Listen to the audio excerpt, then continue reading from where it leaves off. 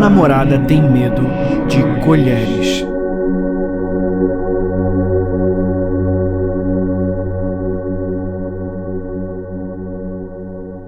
Foi uma daquelas coisas que Maggie confessou sobre si mesma no início do nosso relacionamento, antes de ficarmos sérios.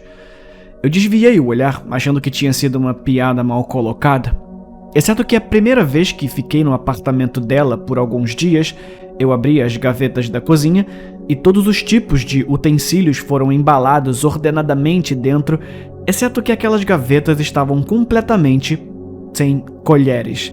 Ela ficava acordada até tarde e assistia a filmes aconchegada comigo no sofá, o tempo todo cavando pote de sorvete com um garfo. Todas as minhas ofertas de encontro para qualquer restaurante foram rejeitadas. Eu teria que pegar comida para a viagem e limpar as colheres de plástico que vinham com a refeição.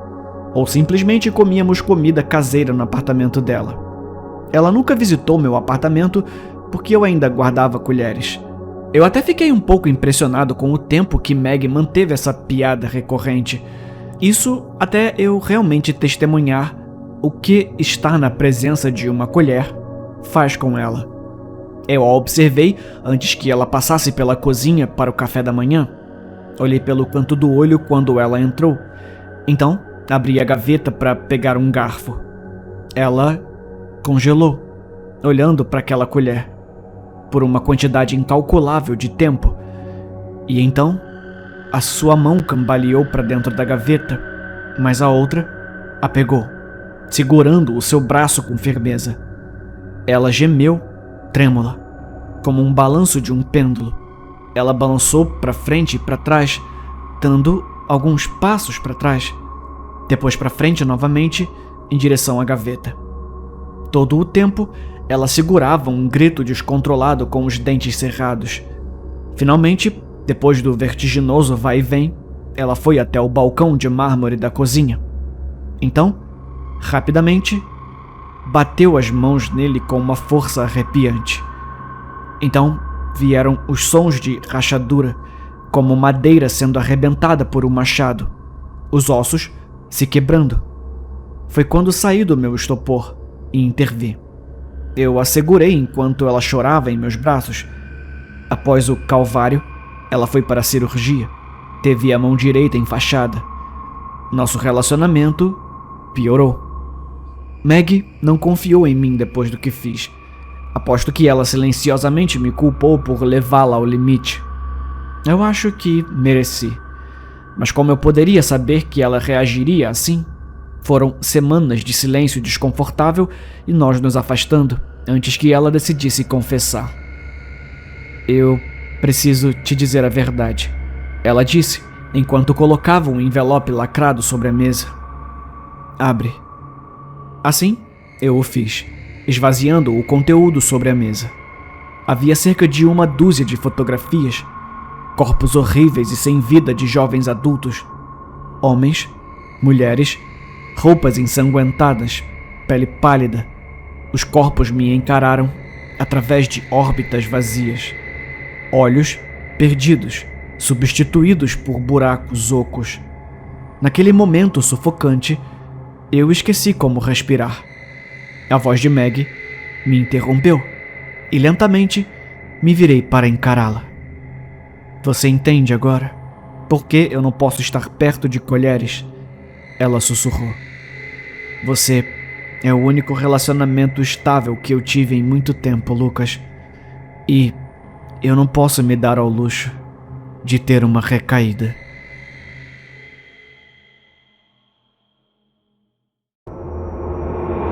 Eu acho que a minha vizinha é uma influencer digital.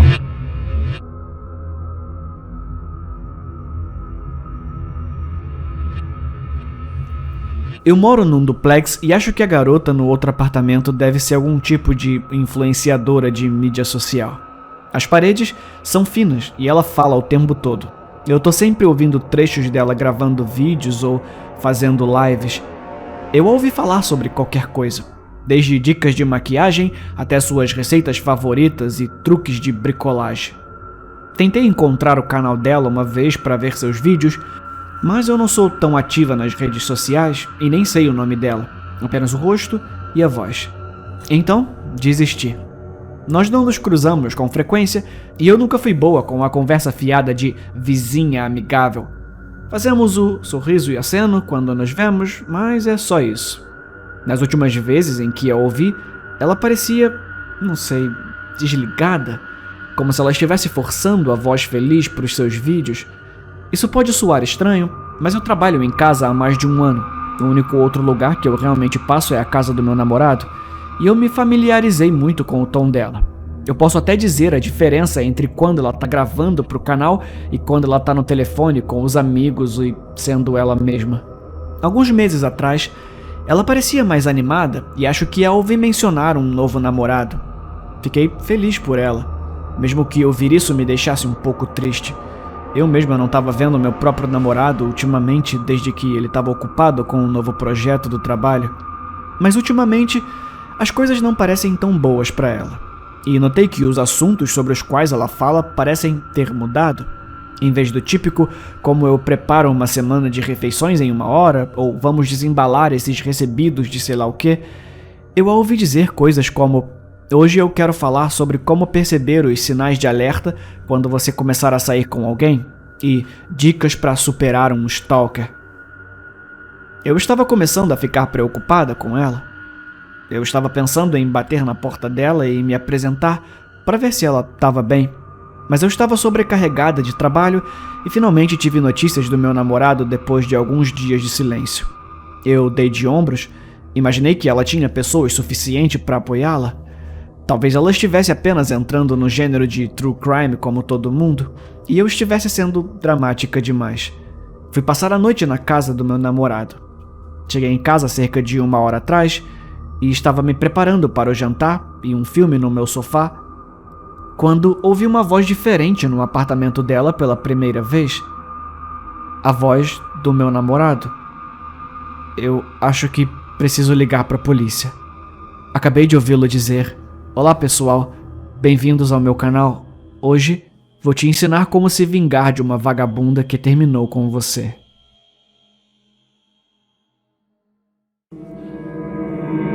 Eu terminei com a minha namorada.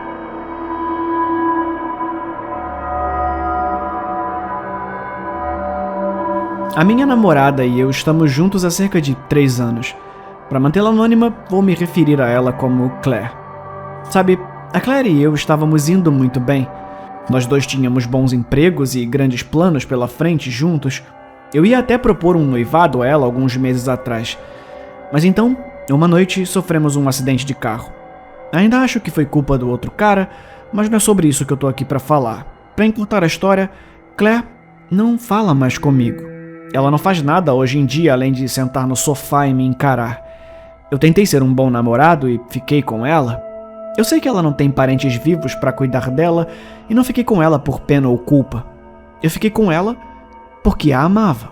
Mas a cada dia que passa, parece que ela não se importa com nada do meu trabalho duro. Ela não come, não se cuida mais. O fedor em nosso apartamento é insuportável e sua pele fica cada vez mais verde. Eu tô tentando, pessoal. Eu realmente tô tentando, mas parece que eu tô lutando uma batalha perdida. Eu ainda amo minha namorada, mas parece que ela ficou muito mais feliz naquele buraco de onde eu tive que tirá-la.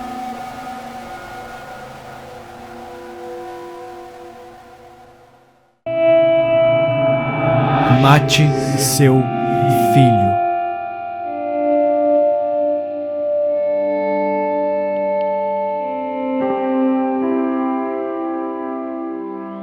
Quando eu tinha 5 anos, acordei na calada da noite com um estranho parado em cima da minha cama.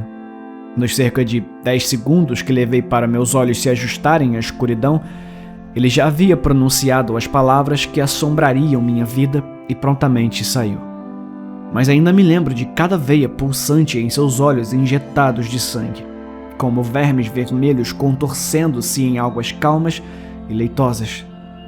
Mate seu filho. Ele gritou, antes de um olhar de pavor primitivo tomar conta de seu rosto pálido. Um sussurro abafado e ele se foi. Não, por favor, não. Enquanto todos e sua mãe continuavam me dizendo que era apenas um pesadelo vivo, uma alucinação talvez, a horrível perspectiva dessas palavras de despedida infeccionara em minha mente por anos. Eu tinha 18 anos quando engravidei minha namorada e praticamente a forcei a fazer um aborto. Eu tinha 18 anos e deixei o pesadelo febril de uma criança de 5 anos governar minhas ações. Ela me deixou, é claro. Eu também teria deixado. Comecei a fazer terapia depois disso, imaginando que algum trauma velado era a raiz dos meus problemas. E por muito tempo, eu me senti melhor. Eu nunca aprendi o porquê, mas pelo menos consegui seguir em frente. Me manter um emprego estável e me apaixonar mais uma vez. O dia em que minha esposa deu à luz ao meu filho foi o melhor dia da minha vida. Eu o segurei, o embalei gentilmente e, olhando para a pura inocência de seus olhos, eu percebi que não havia nenhuma maneira que eu poderia machucá-lo. Mas então, a dúvida começou a se espalhar. A maneira como ele olhava para mim, a maneira como seus movimentos desajeitados sempre pareciam um pouco estranhos. Sua voz estava toda errada também. Um gargarejo rouco começando no fundo de sua garganta. Suas primeiras palavras foram: "Papai mata". Minha esposa me disse que provavelmente era apenas sua maneira de dizer papai, e eu estava interpretando os sons desajeitados de um bebê. Mas eu não concordei. Não podia confiar nele. Ele tinha 3 anos quando eu o afoguei na banheira. Minha esposa tinha 31 anos quando eu a espanquei até a morte no chão do banheiro. Eu tinha 33 anos quando apertei a corda em volta do pescoço, olhando para a escuridão do espelho à minha frente. Não sei se foi o ódio que fez isso acontecer, um sentimento profundo e consumidor de autoaversão, mas de repente eu vi meus pais no espelho, dormindo profundamente em seu antigo quarto, aquele que eles venderam quando eu tinha 8 anos. "Pai", eu solucei, "acorda". De repente, eu estava naquela sala e percebi o que tinha que fazer. "Mate seu filho", eu gritei. Um movimento na cama então, algo escondido debaixo das cobertas entre meus pais adormecidos. Uma súbita onda de pavor primitivo tomou conta de mim, enquanto eu observava a criança de 5 anos rastejar para fora. "Não, por favor, não", eu sussurrei.